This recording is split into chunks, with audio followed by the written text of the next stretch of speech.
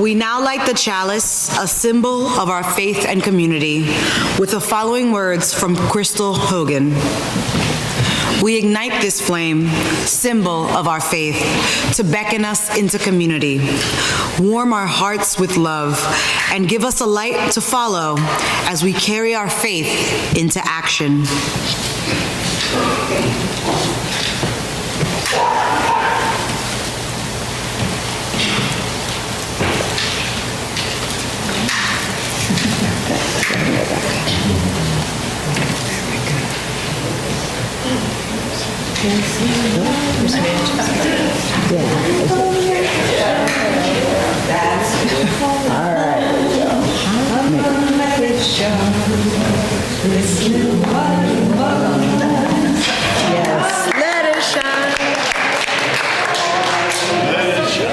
For many years of my life, Thanksgiving was my favorite holiday, as was my father's.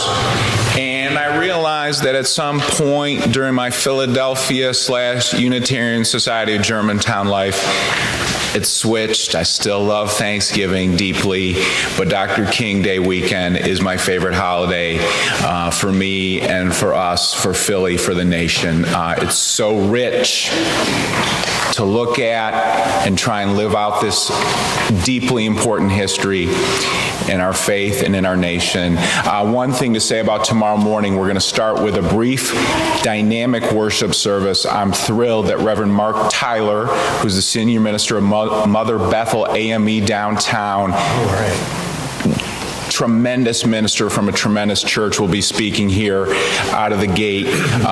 You will not want to miss it. Just please try and come by and hear what he has to say, along with some wonderful music. The reading is letter from a Birmingham jail. All Unitarian Universalist ministers must study this in seminary, as it should be. This is written in 1963 from the Birmingham jail, where King was imprisoned as a participant in 9 violent demonstrations against segregation. Dr. King wrote in longhand the letter which follows. It was his response to a public statement of concern and caution issued by 8 white religious leaders of the South. This is an excerpt. I am in Birmingham because injustice is here. Moreover, I am cognizant of the interrelatedness of all communities and states. I cannot sit idly by in Atlanta and not be concerned about what happens in Birmingham. Injustice anywhere is a threat to justice everywhere. We're caught in an inescapable network of mutuality, tied in a single garment of destiny. Whatever affects one directly affects all indirectly. Never again can we afford to live with a narrow, provincial, outsider, agitator idea. Anyone who lives in the United States can never be considered an outsider. You deplore the demonstrations that are presently taking place in Birmingham. I am sorry that your statement did not express a similar concern for the conditions that brought the demonstrations into being. I'm sure that each of you would want to go beyond the superficial social analyst who looks merely at effects and does not grapple with underlying causes. I would not hesitate to say that it is unfortunate that so-called demonstrations are taking place in Birmingham at this time, but I would say in more emphatic terms that it's even more unfortunate that the white power structure of this city left the Negro community with no alternative. I must make a few honest confessions to you, my Christian and Jewish brothers. First, I must confess that over the last few years I've been gravely disappointed with the white moderate. I've almost reached the regrettable conclusion that the Negro's great stumbling block in the stride toward freedom is not the Ku Klux Klaner, but the white moderate, who's more devoted to order than to justice, who prefers a negative peace, which is the absence of tension, to a positive peace, which is the presence of justice, who constantly says, I agree with you in the goal you seek, but I can't agree with your methods of direct action, who paternalistically feels that he can set the timetable for another person's freedom, who lives by the myth of time, and who constantly advises the Negro to wait until a more convenient season.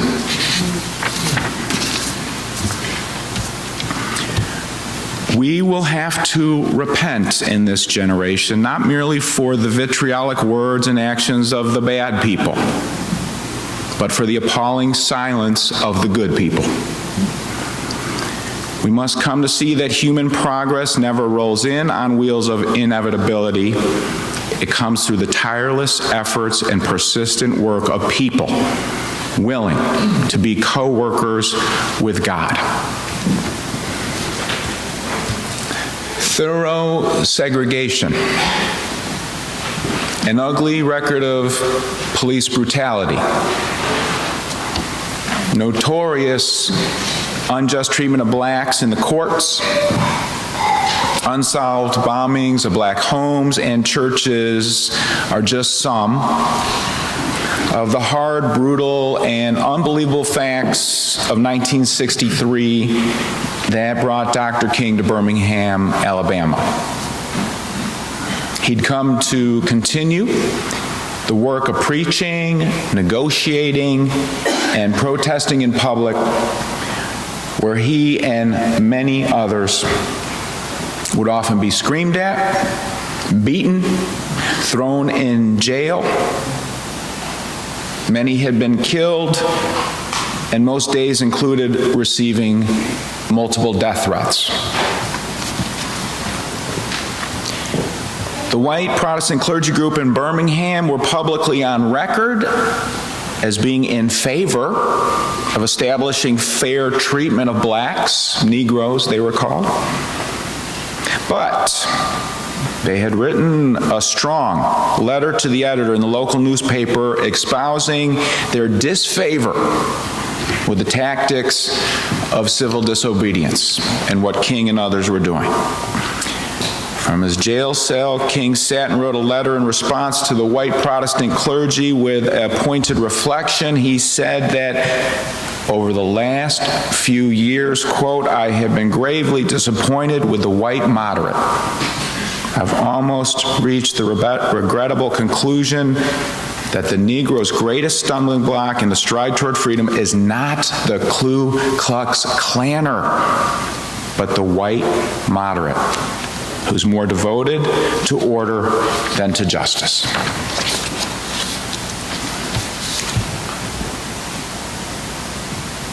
Every year at this time, it's our obligation and opportunity to review how we stand as individuals and congregation in living out the mission of Martin Luther King Jr. Today we know that many injustices are entrenched. 1 year to the day before he was murdered, Dr. King spoke at Riverside Church in New York about the three-headed monster of racism, poverty, and militarism, and today those three problems remain tenacious. Our city has a 5% unemployment rate, yet 35% of our children live in poverty. 35% of the children of the sixth biggest city in the United States of America, disproportionate suffering in communities of color. As a nation, we spend over $600 billion per year on the military. People go hungry, without good clothes on their back, without sufficient shelter. We don't commit enough resources to developing good jobs and training for folks left out. And today, we focus our exploration on the injustices suffered by women and females in general. Let's look at some of the important areas. I believe Dr. King would have been preaching on, if he hadn't been murdered, preaching on this for years in a row now, and would be looking at it with great regularity and discipline. Number one, violence and assault against girls and women remain absolutely unacceptably high levels. 1 in 6 women is the victim of rape or attempted rape in her lifetime in the U.S. 1 in 4 girls are sexually assaulted before the age of 18 in the U.S.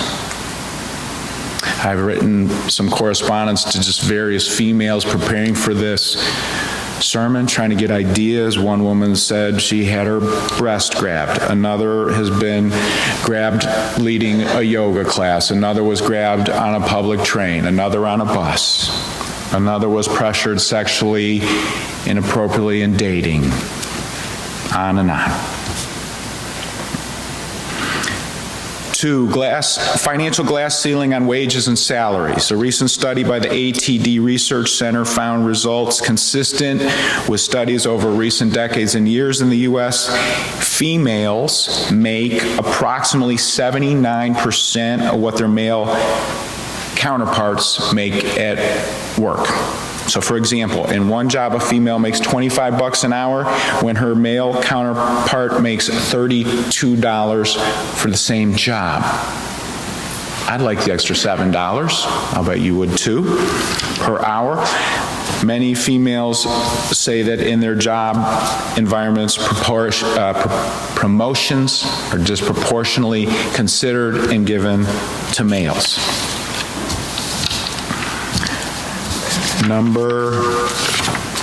Where did my number 3 go?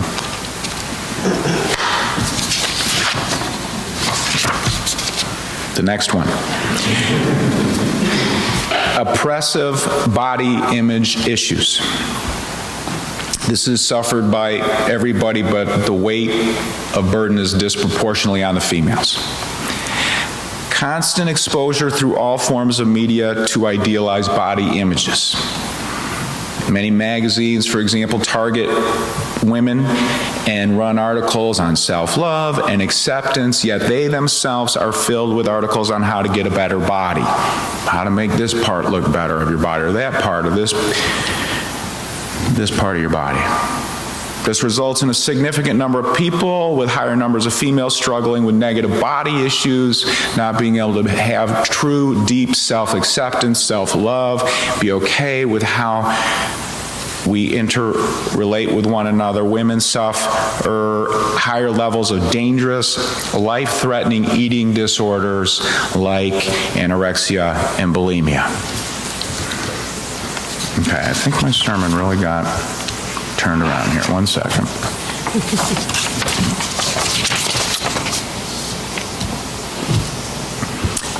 Last one. How we talk and converse with one another. This is a big category that has to change. This involves hurtful, offensive jokes about bodies, sex, brains, and roles in the family, in the work, in the community. Jokes like, hey, why don't you just stay in the kitchen and don't try and think too hard.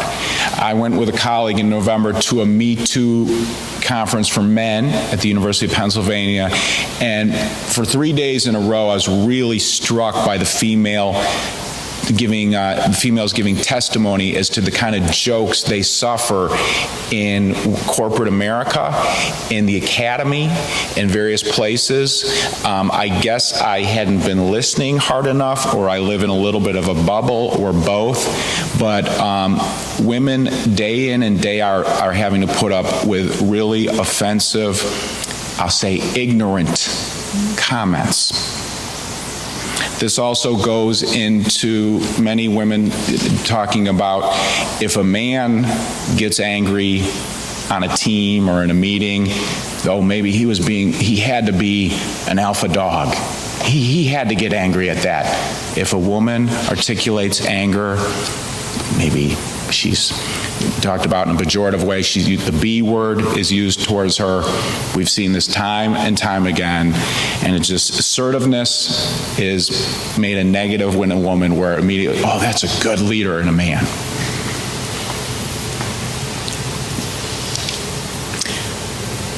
We ask ourselves, can we pass the Dr. King Birmingham letter test of not being moderates who profess to believe in progress but give preference to order and patience? We're called to move out of our comforts when they uphold the unacceptable status quo. So what can we do? What would King be saying we could do? What can we be saying what we're doing? What is happening that we can build upon? Much of this is building on what is happening, bring it up to a higher level. I remember in the 90s, there was a strong movement of Take Back the Night marches, and I think that we need to keep going back to taking back the night and the day and insist unequivocally that all sexual abuse and assault are absolutely 100% unacceptable. When people are guilty of transgressions, that is a fireable act. That's prosecutable. Anybody who abuses or assaults another human being must be held accountable. We have to be able to do that. Then I would go towards another thing that I think we can make a victory and make a difference on. Those of us with good intentions who are committed to not be that moderate, move ever more into speaking out against jokes that objectify and sexualize people and hold each other accountable. We went over this. We had a lot of training in the Me Too conference of how to do this when someone steps up.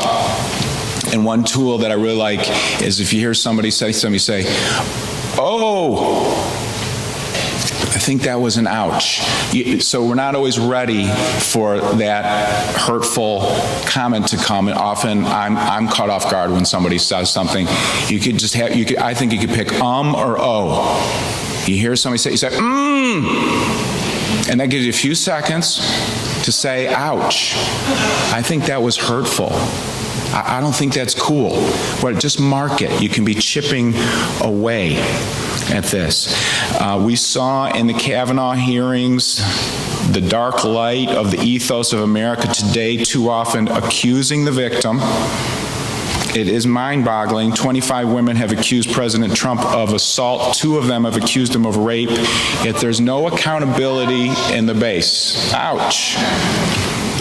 Ouch. I have to interrupt.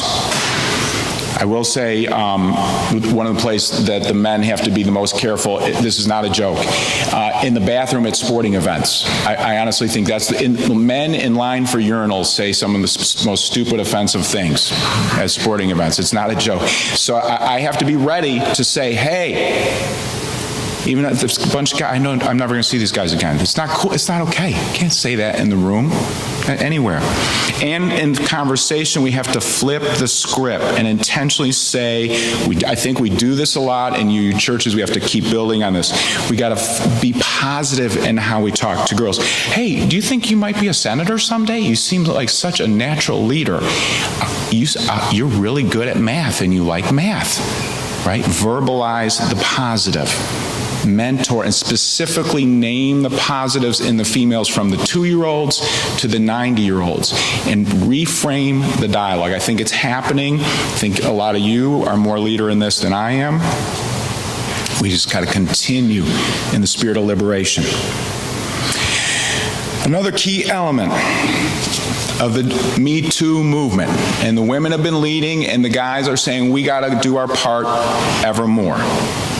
Male allies is to help males from young age throughout the lifespan to create emotional literacy and intimacy skills. This is called the Me Too 4 C's, which you may have seen elsewhere.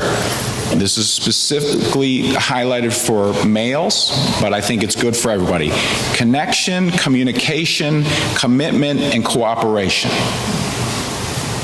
Okay, connection with yourself. A lot of times I think somebody who commits the violent act of rape, they must be very disconnected from their soul to be able to do that.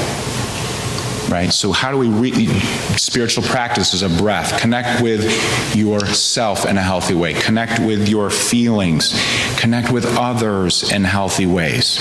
There's a lot of talk, guys and all people are trying to parent boys better, to grow them up to be more healthy with women. And there's a lot of talk about appropriate touch. I love this. When parenting all kids, we'll focus on boys right now, cuddle those boys as long as they'll let you. Hold their hands when you're walking on the sidewalk. Kiss your boys as long as they will let you. Just this is healthy touch. Parents and engage. This is one they encourage safe wrestling.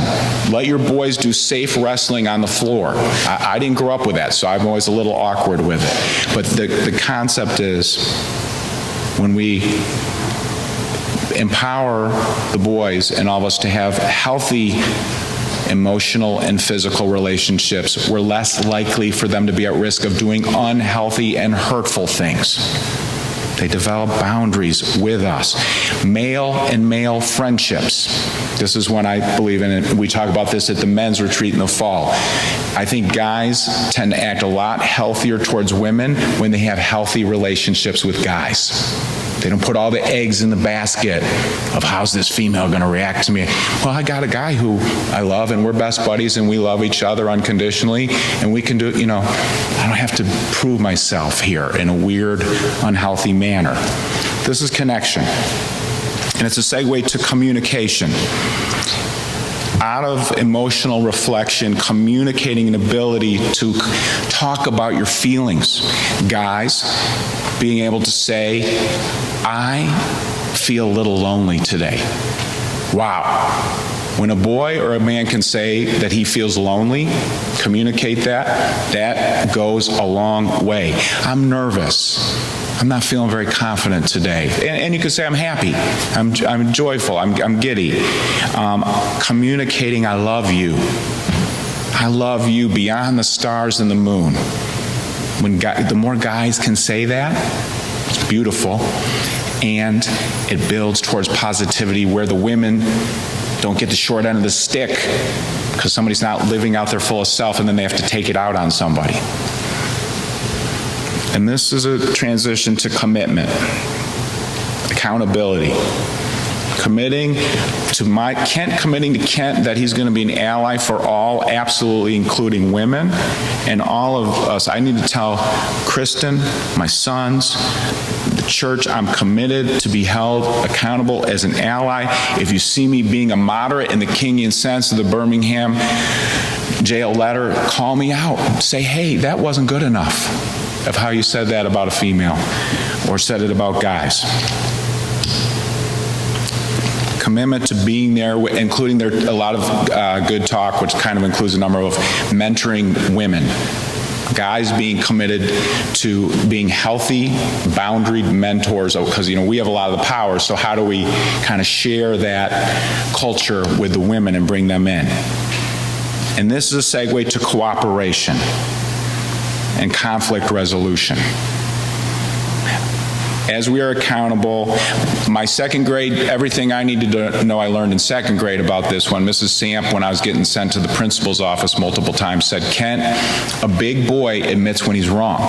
It takes a big boy to admit when you're wrong. And I always said, I don't like that. But she's totally right. And, to be a big person as allies, we need to be able to engage in restorative justice, find out ways to make it right, decentering maleness, listening to the female voices of how we can continue to work to make this right, because it's not right now. The last thing I want to say on all of it is my colleague and I kept saying our whole lives, our sex ed class that we've been teaching in UU churches for decades is tremendous for all of this. There's so many things that learning about how to be healthy with your body and others and making choices helps move us out of these negative, sexist, abusive ways towards women. So bring more and more kids into our OWL programs, right, Treva? One of our great teachers for youth is out there, and Andrea Barsovic and others. In the United States of America, in 2020, there are too many unacceptable ways in which females are systematically oppressed. Not only should we all verbalize a commitment to safety and equality for females, we should move past the role of the kingy and moderate. We can't preach patience for an unacceptable status quo. We have to continue to commit ourselves to move past the role of apathy into awareness, from awareness into being active, from being active to advocating all day long. Right now, we're in a battle for the soul of the nation. Coretta Scott King said that women are essential to saving the soul of the nation. She also said that struggle is a never-ending process. Freedom is never really won. You earn it and win it in every generation. Let us earn and win freedom for all. In this generation, our time is now. Let us respect, honor, and empower our females so that they and the soul of the nation have a chance, best as possible, to heal and thrive. Blessings be. Amen.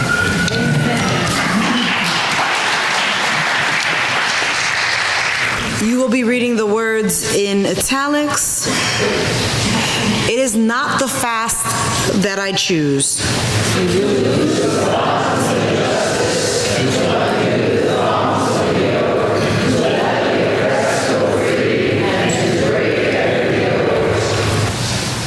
Is it not to share your bread with the hungry and bring the homeless poor into your house when you see them naked to cover them and not to hide yourself from your own kin?